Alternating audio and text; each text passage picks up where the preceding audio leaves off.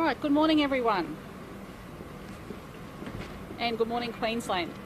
So today we have some very encouraging news to start off with. So we're very pleased with these results, and I think all Queenslanders should be proud of the mighty effort that they've put in. So today we only have 3 new cases. Now, 1 is hotel quarantine and 2 are community acquired, but they are linked to the PA nurse. So it is another nurse at that PA COVID ward. My understanding is that she was vaccinated, so I'll let Dr. Young talk a little bit more about that. So we now have a total of 71 active cases in our hospitals. The number that have been acquired overseas is 58, so that's 58 out of the 71. And this is fantastic news that over the past 24 hours, there have been 33,408 tests. That is a massive, massive number. I think that's probably our highest. And I do want to thank Queenslanders for coming out and doing that. So if we see the same number of test results tomorrow, this is very, very encouraging news. The fact that we do not have any unlinked community transmission in the southeast or in our state is absolutely encouraging news. So thank you, Queensland. We are doing a great job, and together we will get through this. The number of vaccinations that were done yesterday was 6,809, and our total vaccinations since the start have been 71,942. So that is, of course, very good news, and I know the Deputy Premier will have more to say about that. So as we said yesterday, from 8 a.m. today, only staff who've had their vaccine can look after people who have COVID in our hospitals. And I want to thank Dr. Young for putting that mandate in place. It makes sense, and that'll be an added protective measure for our staff. I just want to confirm that we do have a person who has COVID in the Bundaberg Hospital. We are not worried about that at all. They have not been out and about in the community. And of course, Bundaberg has actually treated a COVID patient before as well. And I also want to confirm that we also do have a person in the Toowoomba Hospital with COVID, and once again they've also dealt with COVID patients before as well, so, and they weren't out and about in the community. So look, what is really important over the next 24 hours is simply this: if you are sick, have any symptoms, go and get a test. Absolutely critical that we rule out any unlinked community transmission of COVID in our community. But the signs are very, very encouraging, and I really want to thank everybody who's been involved in this. Our contact tracers are first class. Our contact tracers are working around the clock. Please go and check, and I ask the media, please get out again across all of your networks, and we'll put it up on the Queensland Health website, we'll put it up on my website as well. We want to make sure that people go through and just double and triple check that you have not been to any of those venues that have been listed. If you have, please watch for symptoms, go get a test. That is absolutely critical that we do that over the next 24 hours. So very encouraging news today. Thank you, Queensland, and I'll hand over to Dr. Young.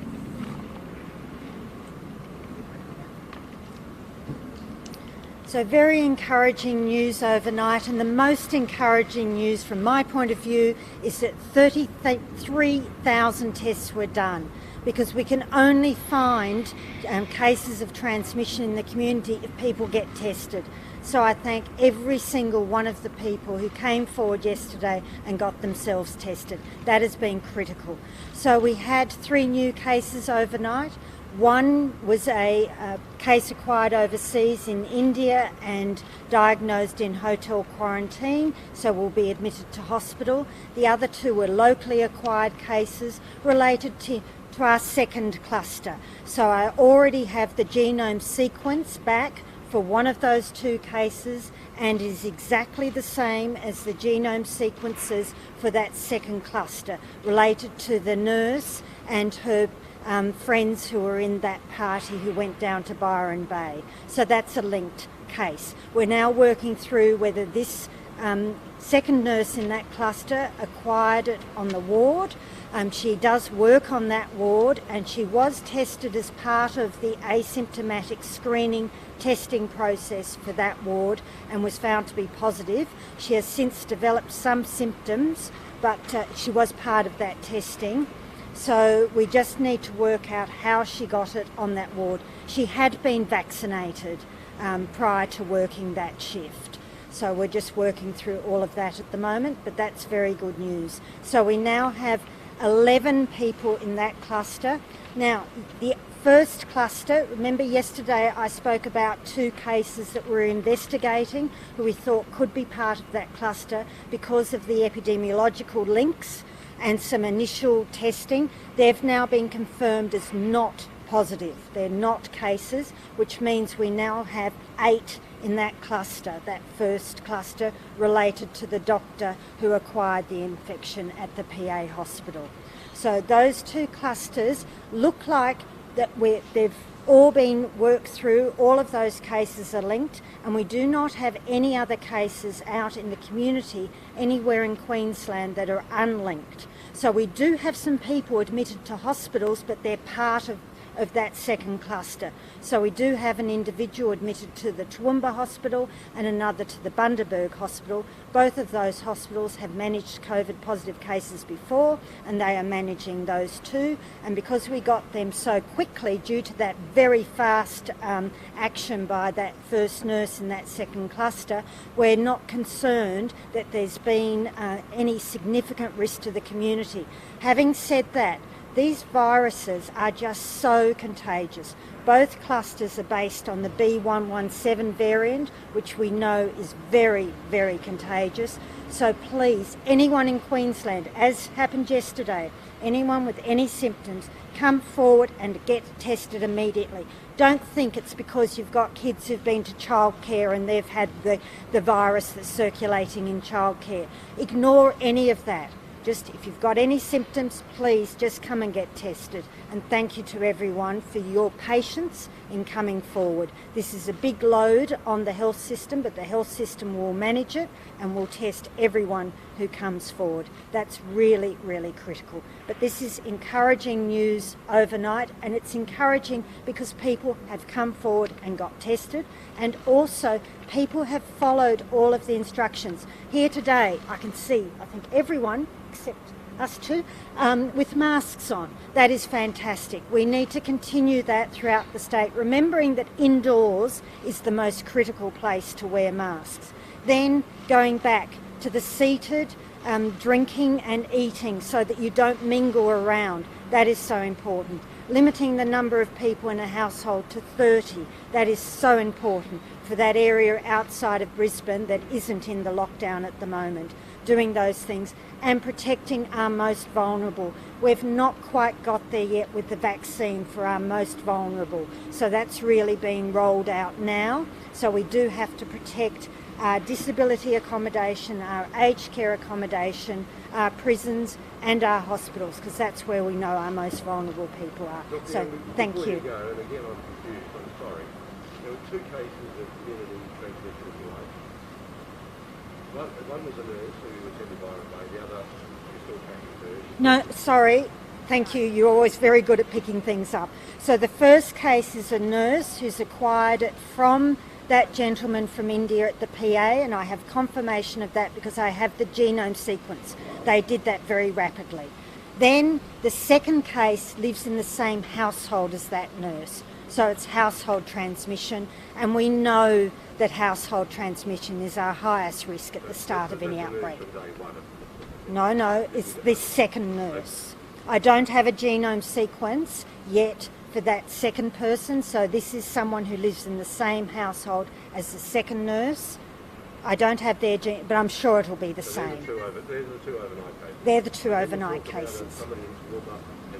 Yep. So they're part of that cluster of 9 that I told people about yesterday related to the man from India. So you have the man from India who was admitted to the PA hospital. Right, there's been a transmission event to one nurse there who then went to Byron Bay and had a party in Byron Bay, and all of those people who are at that party have course, have been tested. There were 10 of them, 6 of them are positive, and of those positives, 1 has been admitted to Toowoomba Hospital and the other to Bundaberg Hospital. Those 2 were amongst yesterday's. Yes. There's nothing new there. I'm just clarifying where these people are. How many are on the Gold Coast? And we've got 2 on the Gold Coast at the moment. And whereabouts are they? In the Gold Coast University Hospital. And when was the nurse vaccinated? On the 19th of March. And how long does it take to be effective? Remembering she's only had the first dose, so it usually takes a week after your first dose before you get a significant degree of immunity. Then you need to have a second dose of the Pfizer vaccine 3 weeks later, and it takes another week after that. If it's the AstraZeneca, you need to get that second dose 12 weeks after the first dose, and it takes another week after that. So she hadn't had a chance yet to have full immunity. You said things looking encouraging. Yes. How are these still looking now? Encouraging, but we have to wait, right? So this is only 1 day of encouraging results. We need to get more results from today, so it is absolutely extremely important that anyone with any symptoms gets tested. So if there's any other chains of transmission, we pick them up immediately. Then we'll get those results tomorrow morning and we'll be able to then make a decision. Do you know the first nurse? Do you know how she caught the virus in the first place? Like how is it getting out? No, we know she did not look after that patient, but we know she's got it somehow from that patient because the genome sequence is an exact match with no SNPs difference. So we know it has got from that patient to her, but she wasn't directly caring for that patient. She didn't have direct interaction, which means that there is most likely some environmental contamination or some aerosolization of the virus when the person was admitted, because remember the person was admitted at 8:30 p.m. into that ward and that nurse came on shift at 10 p.m. So that's why that ward has been closed. No one is going in or out of that ward. Everyone who was in there has been moved out and there's been a very thorough clean being done of that ward. Do you know that Their genome sequence is exactly the same. So, That one return travel after infected both. yes. So at any stage were there COVID patients in Ward 5D and non-COVID patients at any time? This is their infectious diseases ward, so they're all separate rooms, so they're all managed separately But they in were that the same- ward. they were They're the all same. wearing PPE, yes. in that You ward. mentioned a few weeks ago that lockdowns were looking less likely. What's changed between now and then? We just had transmission in a hospital resulting to 2 separate clusters. And those 2 clusters have happened at the same time, which is a big risk to manage too. So you would have seen that with the first cluster, I didn't advise the Premier that we needed to lock down, but as soon as we had a second cluster, the numbers were just becoming too big to manage. When will the lockdown measures be reviewed and when will you tell people? Tomorrow. Dr. Young, I was going back to these Gold Coast cases because when were you aware that there were cases on the Gold Coast? So this lady, the nurse, went down to Byron Bay and she was in a party of 10, plus there was an entertainer involved, so there were 11 people. So I became aware that some of those people then had returned to the Gold Coast. So I became aware on Sunday that this had happened. Yeah, So the nurse was fantastic. She really is to be commended. She developed symptoms at 11 o'clock on Sunday morning, immediately came forward and got tested. We had a very rapid testing turnaround, so we got that result late on Sunday. Then I had to wait for genomics to be able to piece it all together to work out where we are. And today, I believe we're Wednesday. We were told about some cases on the Gold Coast yesterday, and obviously we saw the sites come out. Police were telling us about these cases on the Gold Coast yesterday. Yep. We went to Queensland Health and asked them, Yep. and they said they wouldn't comment. I mean, is that good enough transparency? I've been out here every morning giving information, so I'm not sure if I've seen you. I apologise before at one of these briefings. But yes, I come out every morning with the Premier and brief with all the information I have, even when I'm not even sure about it, like those 2 cases yesterday that were still under investigation and have been negative proven. And Shugan, those 2 cases, is that correct? No, we had 2 cases yesterday that I came and told people about, although I didn't even have confirmation, and now I do have confirmation they're not cases. So I will share as much information as I possibly can. The contact tracing, when you get the contact tracing details, they go out to the media straight away. The PA, how many COVID patients is the PA dealing with, and what's happening now with that? Right, so we've moved them elsewhere in the hospital at the moment, and we're just looking at what we're doing going forward. In terms of when the lockdown will be announced, so is it tomorrow or tonight? Because I thought the original decision was going to be tonight. Tomorrow morning we'll tell everyone at 9 a.m. Okay. And Dr. Young, to confirm, there's 8 cases now confirmed with the doctor cluster. How many are linked to the nurse cluster? 11. 8 and 11. Yeah. Maybe I could clarify. There are 8 cases related to one genome sequence for a patient who has returned from Europe. That's the first cluster, and there are 11 linked to the gentleman from India with the genome sequence. That genome sequencing that occurred on that patient last week, did that turn up that much more news from India? Sorry, Ben.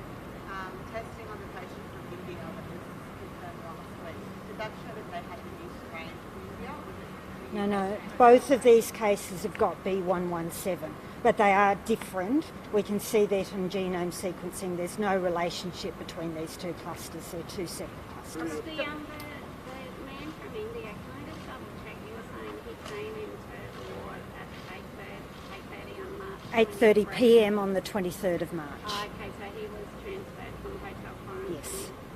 And the nurse didn't actually, she was actually nursing in that ward, but not the patient. Correct. Dr. Young, we've had some people in Gladstone, they went up to get a test, but the testing clinic was closed, so they were discouraged and told to come back on Monday because it wasn't open the next day. Should that be happening in the testing clinic? Those patients No. test positive? No, it shouldn't be, but we're working with them. There's a lot of pressure on our hospital and health services and on our fever clinics, so we're just moving resources around so that they can extend all of their clinics. Thank you. Has elective surgery been reduced? It has been, yes. So PA is not taking in cases to do elective surgery, except critical ones, of course. And some other hospitals have had to reduce some of their elective surgery, the less critical cases, to take the increased load from the PA. Particularly the Royal Brisbane? Yes. And do you know how many PA staff are in quarantine at all, or any close contacts? Is that something I don't have those numbers, but we have well over 1,000 people in quarantine related to these clusters at the moment. Do you have an update on the Marta Hospital? Do you know whether the person has symptoms? That was one of the positive cases went there. So a positive case visited the Marta, and the Marta Hospital is very, very well practiced at this. They've had other situations like this, so they immediately acted to go and test everyone who could possibly have been That was one of the exposed. positive cases from. Positive case from cluster 2. Have you given this is Yeah. sorry. Given everyone, well, you all agree this is encouraging news, Yes. what do you say to the public? Look, what I say to the public is this is very encouraging, and we'll be providing you with an update again tomorrow, 9 a.m, and fingers crossed, all will be looking good for Easter. But like I said, it depends on the testing rates again. So if we see very good testing rates across Queensland and we don't see any unlinked community transmission, the signs for Easter are looking positive. What do you say to people from, say, Victoria or New South Wales or elsewhere in Australia who were planning to come here for Easter? Well, we'll be making those decisions tomorrow, but if it's encouraging news tomorrow, we will be lifting the hotspot for Greater Brisbane. Should they keep those holiday plans? Sorry? Should those people keep them away? Oh, I think they should wait till 9 o'clock tomorrow. I mean, we're having 3 briefings a day. This is a very serious situation that we're in. And can I just commend Dr. Young? We are very lucky to have a woman of her calibre that is leading the state and giving such up-to-date information. She is absolutely thorough, and her advice has stood Queensland in good stead. When you look at what's happening around the world, where you've got UK just coming out of a lockdown, where you have a situation in other countries where people haven't been going to schools for 9 months, businesses haven't operated and people aren't taking holidays, we do not have people dying in our hospitals from COVID. So I know this is an inconvenience to people, but these are the right steps and the right measures to keep and protect our state. Premier, you said that this review would be happening on Wednesday night. The announcement being made on Thursday morning. For all those people who have flights that are meant to be coming in on I'm Thursday, sorry, I can't help people who have got flights coming in on Thursday. You would have seen that we declared Greater Brisbane a hotspot. The Commonwealth has declared Greater Brisbane a hotspot, and other states and territories have done the same. So it will not be until we lift that hotspot that people will, be able to get surety. on Wednesday night, why not? No, it won't be made Wednesday night. It's made on Thursday morning when we get the most up-to-date information. So we have 3 briefings a day.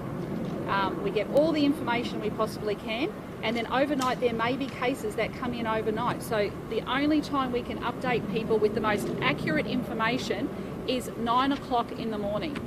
We've just come from a briefing at 8:15. We come and tell the public as soon as we get the most up-to-date information. Are you satisfied with the efforts to get these frontline health staff vaccinated? Because we know the vaccines were there. I can give examples of instances where 89% of 1A have had their vaccines. Yes, but we have examples where administration staff, public servants who aren't frontline health workers, have got their vaccines before these people in Tim, COVID I'm sorry you weren't here the other day, but the Health Minister actually went through that in detail. And what she said is if you have volumes left in that vaccine, you don't discard it, you use it. And, the hospital staff are really important, They are, but that's right, we're not going to waste. People on the front line no, we're not going to waste that vaccinated, vaccine. We're not going to waste that vaccine. Why are we stockpiling vaccines? No, we are not stockpiling vaccines, and I'll get the Deputy Premier to talk a little bit more about that. But let me say this. Queensland is releasing its vaccine numbers every day. We do not see that from the federal government. Secondly, we need to have guaranteed supply, and we need to have guaranteed times of delivery. Now, I said this the other day, and let me say it again. I was on the Gold Coast University Hospital where they were undertaking their second vaccines. You'll all remember that. Some of you were actually there with me. And we were told that the supply arrived just in time that morning to roll out the vaccine. Now, we need surety of supply, guarantee of supply by the federal government, and if the states are releasing their figures every day, I think it's only fair and reasonable that the federal government releases their figures every day. Now, there is nothing more important at the moment. I know the federal government's been preoccupied with other issues, but it's time that we focus on this vaccine rollout. Now, the most vulnerable in our aged care homes are getting the vaccine by the Commonwealth, but they're not doing the staff. So, Tim, to your point, you're talking about staff. Why is the Commonwealth not doing the aged care staff at the same time they're doing our most vulnerable? That's a very logical question that this needs to be posed to the federal government. And to clarify, because you just said that the state isn't stockpiling doses. Yesterday, the health minister said the state would continue to stockpile doses until there was a regular supply. because we don't have the regular supply. So what we needed to do is to make sure we had enough for that second vaccine. If the Commonwealth can tell us what their supply is, we are more than happy to roll out the rest of that as quickly as possible. But you imagine what would happen if we did not have the second dosage for people who've had their first in that 12 weeks period. It's about priorities though, because we have, I can give you an instance where a public servant who isn't a frontline health worker, he got his vaccination weeks ago, yet his partner, who is a frontline 1A Queensland Tim, health I don't worker, have those details on me. But I'm telling you. Well, you might tell me, but I don't have those details on me. We'll investigate that for you. Yes? Premier, the Chief Medical Officer, Paul Kelly, said yesterday there's no reason for states and territories to hold on to supply that second dose. Well, you asked them to tell me what is their continuity of supply. I think the public have a right to know. The public have a right to know the continuity of supply, and how about each week we get updated figures from the federal government about what the supply delivery will be. But look, I'll let the Deputy Premier say something more about that, but can I just add one more thing? I've also asked the Deputy Premier, and he's done a lot of work on this, and I thank Stephen for that, in relation to, we talked the other day about mandating the check-in app. So for our listeners and viewers out there, the check-in app is a really, really valuable tool for our contact tracers, and it means you just hold your phone up and your details have been stored, and you don't have to recheck in and stand there and spend 5 minutes remembering everything about your details.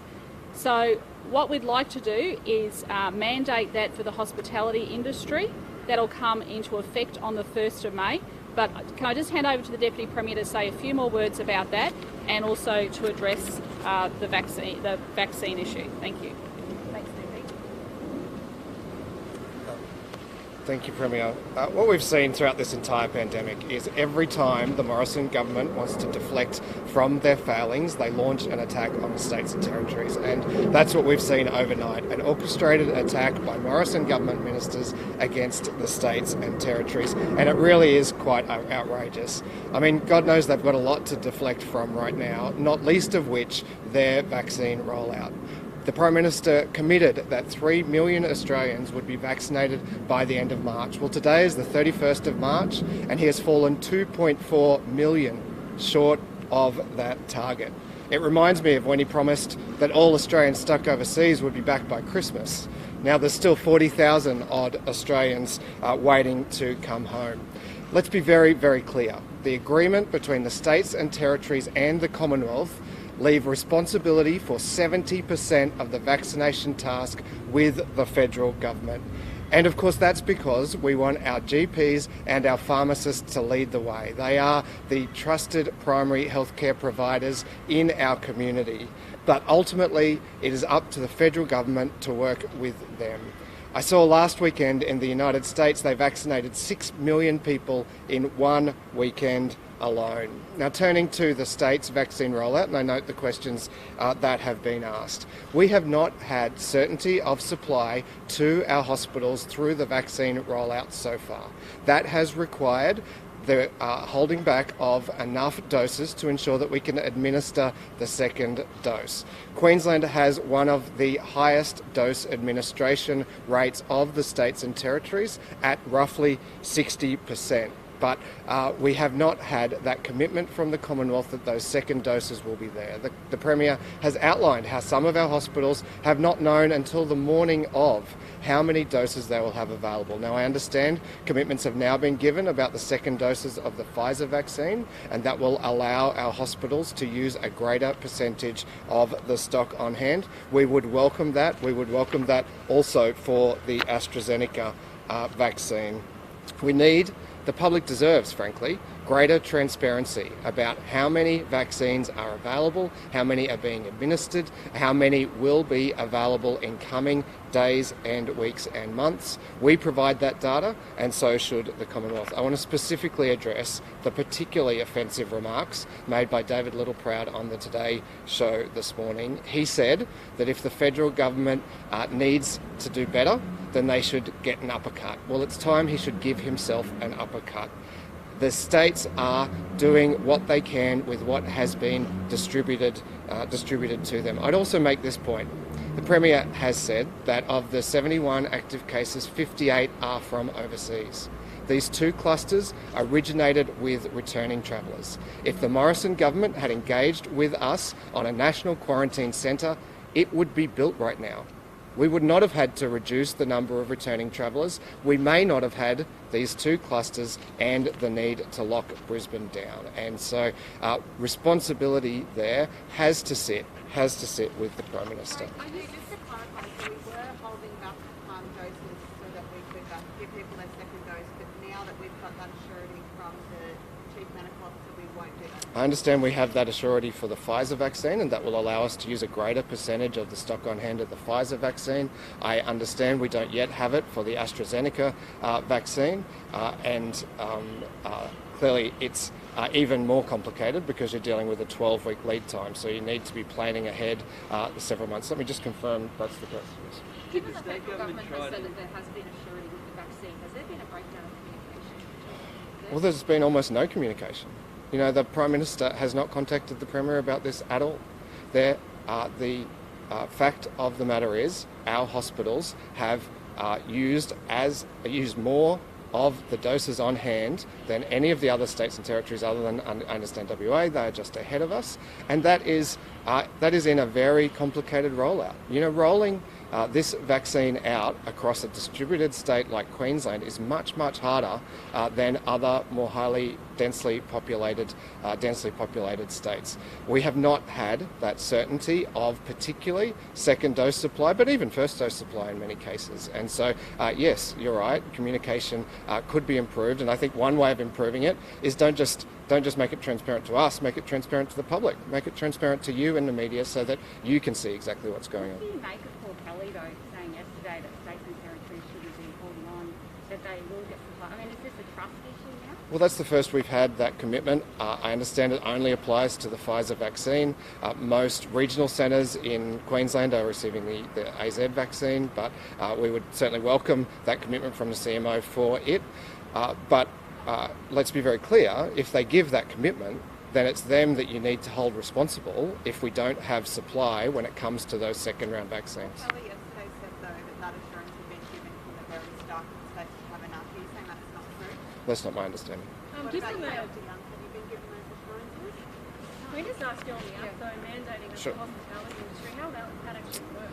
So the app has been incredibly successful. 13,492 businesses are using it now. I know that the feedback from the community has been incredibly positive. Having a single app that doesn't require you to re-enter your details every time you go somewhere has been very welcomed. Other states, New South Wales and Victoria, have now mandated their state-based QR code apps. What we will do is require their use in hospitality businesses from the 1st of May. Licensed clubs that use license scanning will still have the option of using that for their record keeping, although we would urge them to have both systems side by side. This will allow for greater consistency, better access of data and a more convenient user experience. There is a turnaround time on businesses registering for the app, so we'd urge them not to wait till the 1st of May, get started now, apply online now to be able to use the Queensland Government's QR code app in your cafe or restaurant or bar, and we'll be able to roll it out very smoothly from the 1st of May. As I say, we're starting with hospitality, but there'll be consideration of other industries from there forward. Given the pace of the rollout, how do we make the October target? Well, those targets were set by the Prime Minister, and it's up to him to outline how they will be met. As I outlined earlier, they've already fallen very, very well short of their end of March target. Has the government missed any of its delivery dates to the hospitals? Well, we haven't had certainty of what to expect in the hospitals, so it's been that transparency of what to expect and that consistency of supply that has been an impediment. I think our hospitals have done very well to hit 60% administration of doses on hand. And you think health ministers? I'll answer that. So the Health Minister Yvette contacted me this morning. She has a sore throat, so she's gone to get a COVID test. So the Health Minister is following exactly her own advice, and I encourage everyone else, if you have any symptoms as well, to please do the same and go and get a test. Now, we haven't heard from the Deputy Commissioner, so we might do that. Thanks. Thank you, Premier. Morning. Just a quick update. So in the last period, since I spoke to you yesterday, we've done a total of 785 intercepts since the start of people in the community. We've responded to 153 calls for service. We've inspected 430 businesses, and I'm happy to say no fines have been issued. We've had one additional incident of a young person on a train who was a fare evader that didn't want to wear a mask, didn't comply, and has been issued with a notice to appear for failing to do so.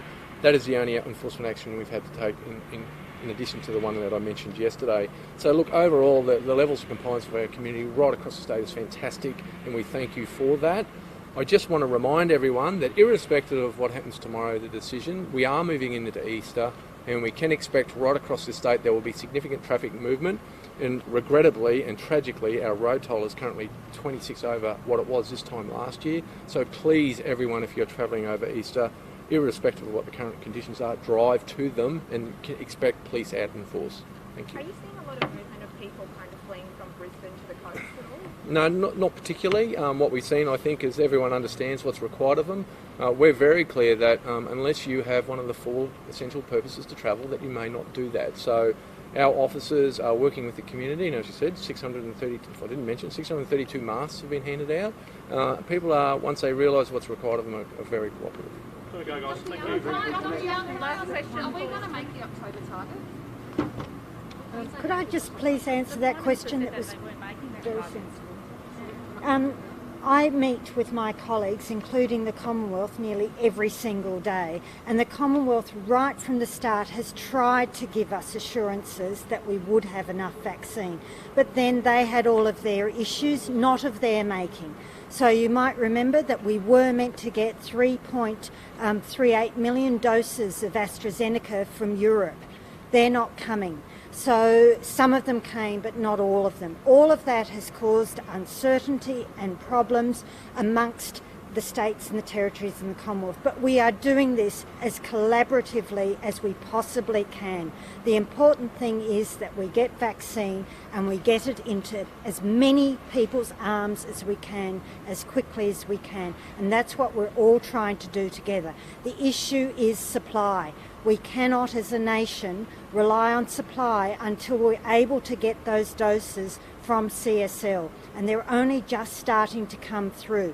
Once they really start coming through, that will assist enormously. That is the problem. It is supply. It's not any of the other issues. It is purely supply.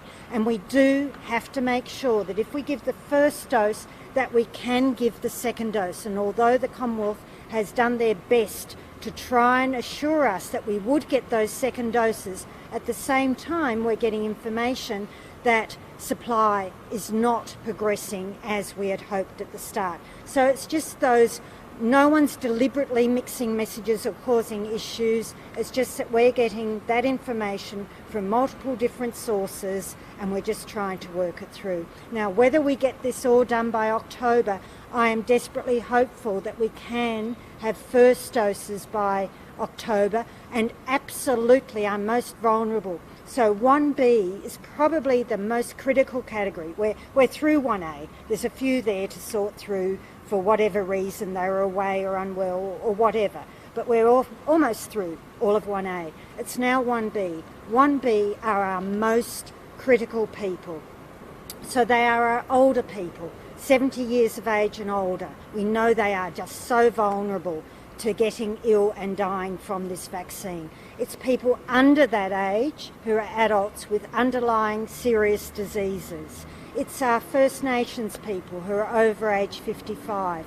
It's our healthcare workers and it's our emergency services workers. That group of just over 1 million people are critical, and we will have them vaccinated well and truly by October. And if we get our most vulnerable vaccinated and we get the people supporting those most vulnerable, that is the really critical group, and we'll do as many others on top of that as we possibly can. Do you know yet how many were at the end? Yes, I do. There were 10 people at that party and 1 entertainer. 11 people. So of them, we've tested all of them, of course, and already 7 of them are positive, 6 who are at the party and the entertainer. 4 of them are negative, but of course they're in quarantine now, and we're continuing to test them. And if they were to become positive, they've been in quarantine for their infectious period, so they're not a risk. Were they all from Queensland or were they from New South Wales? No, they're all from Queensland, and they've gone back home. That's why we've now got 1 in Toowoomba and 1 in Bundaberg, and some in Gold How Coast. many people are left to contact trace from those venues? Are you still trying to track We're down? still tracking down people from those venues. Of course we are. There's thousands. And that's why that app for contact tracing is so important, because it just helps us enormously to get on top of people quickly. But we're also finding that people have heard where these venues are and they're coming forward and getting tested before they even get the call. So that's really, really good. Okay, thank you everyone. Thank you.